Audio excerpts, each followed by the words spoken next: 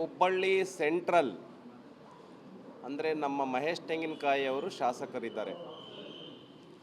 ಅಲ್ಲಿ BLA-2 ಮತ್ತು BLO-2 ಇಬ್ಬರು ಕೂಡ ಒಂದು ಮತದಾರರು ಯಾರು ಆಗಬೇಕು ಅನ್ನುವಂಥದ್ರ ಬಗ್ಗೆ ಅಕಸ್ಮಾತ್ ವಿವಾದ ಇದ್ದರೆ ತಹಸೀಲ್ದಾರ್ ಜೊತೆನಲ್ಲಿ ಕೂತ್ಕೊಂಡು BLA-2 ಮತ್ತು BLO ಇವರು ಸೇರಿಕೊಂಡು ಅದನ್ನು ನಿರ್ಣಯ ಮಾಡಬೇಕು. ಈಗ BLA-2 BLO ಜೊತೆಯಲ್ಲಿ ಮ್ಯಾಪಿಂಗ್ ಮಾಡ್ತಾ ಇರೋವಂಥ ಸಂದರ್ಭದಲ್ಲಿ ಇಲ್ಲಿ ಕೇಶವಾಪುರ ಪ್ರದೇಶದಲ್ಲಿ ವಿವಾದ ಆಗಿದೆ.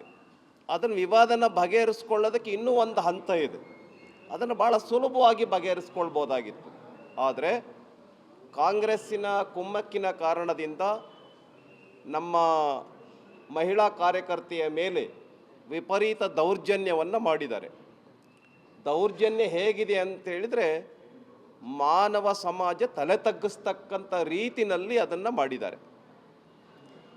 ವಿಡಿಯೋ ಎಲ್ಲ ಮೊಬೈಲ್ಗಳಲ್ಲಿ ಓಡಾಡ್ತಾ ಇದೆ.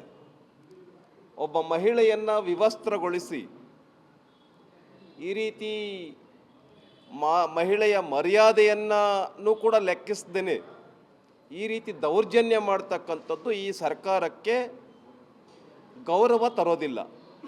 ಆದ್ದರಿಂದ ಏನು ಮಹಿಳೆಯ ಹಕ್ಕು ಉಲ್ಲಂಘನೆ ಆಗಿದೆ, ಮಹಿಳೆಯರ ಒಂದು ಶೀಲದ ಪ್ರಶ್ನೆ ಬಂದಿದೆ, ಈ ಎಲ್ಲ ಹಿನ್ನೆಲೆಯಲ್ಲಿ ಯಾರು ಪೊಲೀಸ್ ಅಧಿಕಾರಿಗಳು ಅದರೊಳಗಡೆ ಇನ್ವಾಲ್ವ್ ಆಗಿದ್ದಾರೆ ಅವ್ರನ್ನ ಕೂಡಲೇ ಸಸ್ಪೆಂಡ್ ಮಾಡಬೇಕು ಮತ್ತು ಆ ಸೊಮೋಟೋ ಕೇಸನ್ನು ದಾಖಲಿಸಿ ಸರ್ಕಾರ ಕೂಡಲೇ ಯಾರು ಇದನ್ನು ವಿವಸ್ತ್ರಗೊಳಿಸಿದ್ದಾರೆ, ಮಹಿಳಾ ಕಾರ್ಯಕರ್ತೆಯ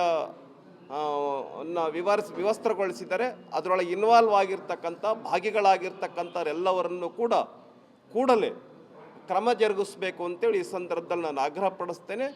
ಗೃಹ ಮಂತ್ರಿಗಳು ಒಬ್ಬ ಮಹಿಳೆಯ ಮೇಲೆ ಆಗಿರ್ತಕ್ಕಂಥ ಈ ರೀತಿಯ ದೌರ್ಜನ್ಯಕ್ಕೆ ಕೂಡಲೇ ಕ್ರಮವನ್ನು ತೆಗೆದುಕೊಳ್ಳೋದ್ರ ಬಗ್ಗೆ ಸಕ್ರಿಯರಾಗಬೇಕು ಅಂತೇಳಿ ನಾನು ಈ ಸಂದರ್ಭದಲ್ಲಿ ವಿನಂತಿಯನ್ನು ಮಾಡ್ತೇನೆ. ಗ್ಯಾರಂಟಿ ನ್ಯೂಸ್, ಸುದ್ದಿ ಖಚಿತ, ನ್ಯಾಯ ನಿಶ್ಚಿತ.